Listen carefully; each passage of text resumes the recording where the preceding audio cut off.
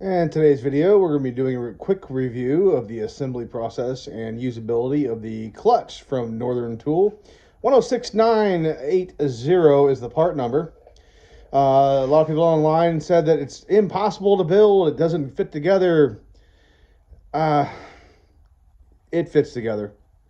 The problem that people have is when you assemble things, not everybody, but a lot of people, when you assemble things, you start tightening shit up.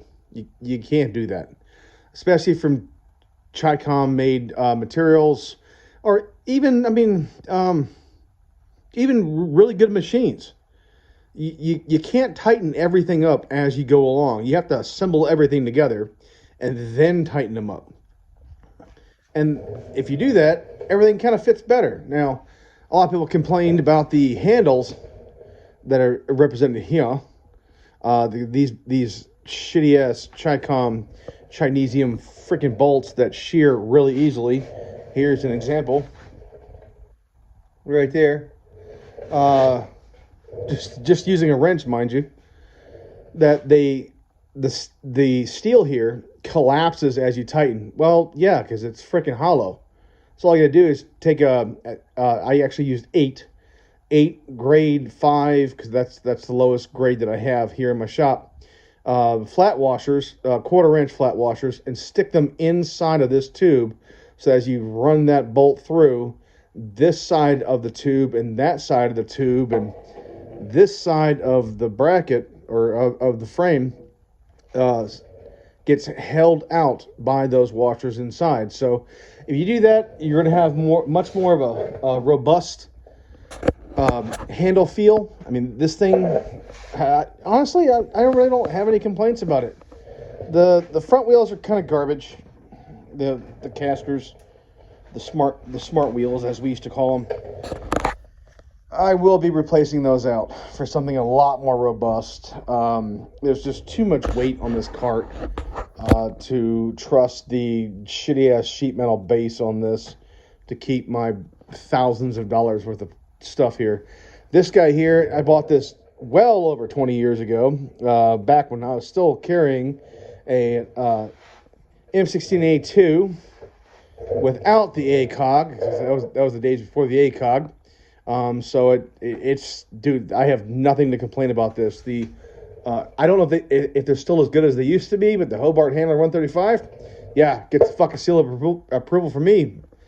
So taking you around this cart, it does hold my new TIG, and I have no complaints about this guy thus far. I'm no longer a professional welder. I used to have a sweet ass TIG back in the day, but my ex-wife took that in the divorce, even though I guarantee you she never used it. This guy I was able to keep because I paid cash for this, and I had this in my car when I was served divorce papers. So I'm actually able to hold my TIG torch here, the ground down there. I've got my helmet here, and the power cord for my TIG there, the power cord for my MIG down there, and guess what, gents? I've got my 100% argon over here for my TIG, and my 7525 CO2 nitrogen mix hold on, NOS, yeah, nitrogen oxide, argon, not NOS, argon and nitrogen, or excuse me, carbon dioxide, the 7525 mix there. Everything fits. It fits on the cart quite well. This is my extension cord, which is somewhat rather robust, but I use this to run my TIG unit. It is a just from memory, it is a 14-50 R and P, because it's receptacle and plug extension cord that runs off of the power cord, which is there. Hey, how you doing? Hold on, let me get that. Runs off the standard dryer vent, or the dryer power, which is a what is it, 650 6-50R, or in this case P. You would need an R to plug it into. I think that's right. I might be wrong. Do not judge me. I am simply a man with a lack of memory. But do your research. One thing about the AHP I want to touch base on real quick. These two holes here and here, they're supposed to go green, and look right there. They're supposed to go green and red. They don't always do that. So sometimes when you're, like right there, red and red, oh, that's fucking on. Right there, that's green and green, that's off. So I just took the liberty of using my enamel kick-ass high-speed low-drag uni paint marker, which is right over here, to annotate that on the back of my machine. So this over here, I'm not having the equipment switched on, then turning my generator on, which probably is going to cause some issues going forward. But I mean, all things considered, man, this cart's pretty kick dick. I really don't have any complaints. I think I paid $1.50 for it, and it holds my welder, or my MIG welder, and my TIG welder, and both bottles. I was very concerned about that. I thought I was going to have to rig up, fabricate a new bracket in the back of it to spread it out over the wheels. I was actually going to build it up and then have like a shelf. But as you saw, everything fits. Previous to that,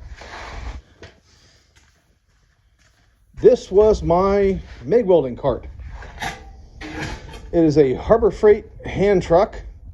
I welded a bunch of shit too, and the MIG welder set here and on the axle back there.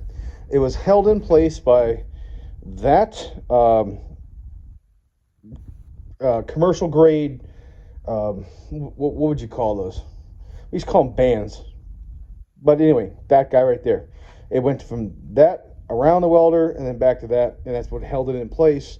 My cylinder set here, this is just an old bracket that I had, just basic steel that I bent. My ground and my power leads were both just simple, basically coat hangers that I bent and stuck them there. And it was great because I was able to take it on job sites and so forth, wherever I had to go. I'm not going to get rid of this because I still have job sites I have to do that this cart just simply cannot go because of this tiny ass little freaking wheels. I will be redoing these, the entire chassis pretty much. The back wheels, however, they're not bad. I mean, they are rubber, so you've got obviously a plastic hub and a rubber. I don't even know why they even use such a traction type nobule system for the wheels, because let's be frank, you're not taking this thing off road. It's not going to happen. This is a hard concrete floor, smooth floor cart. I have my pedal for my AHP inside there.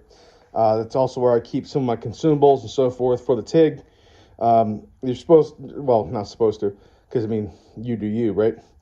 A lot of people put their helmet inside of there. Nah, fuck that noise, man. I just put my helmet right here, just hanging off the side, because when it looks this great, why hide it, right? So, all things considered, $150, maybe $175 out the door with taxes. It's not a bad cart. Just remember, don't tighten all the damn freaking fasteners before you assemble the whole thing, and then go back and then tighten it. And also be aware that this is probably going to happen.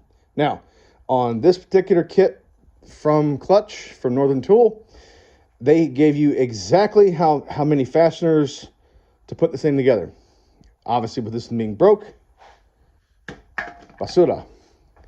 You're going to have to come up with another solution. And I just found out that, I've got an entire supply of metric bolts over there, and I just used one of those. No complaints. So if you're on the fence, if you're looking for a cost-effective, decent welding cart, so far, today's day one, you really can't go wrong with that guy. The proof will be in the pudding as we go forward. But no, I like my purchase. Oddly enough, even though it's from freaking China, but there we go.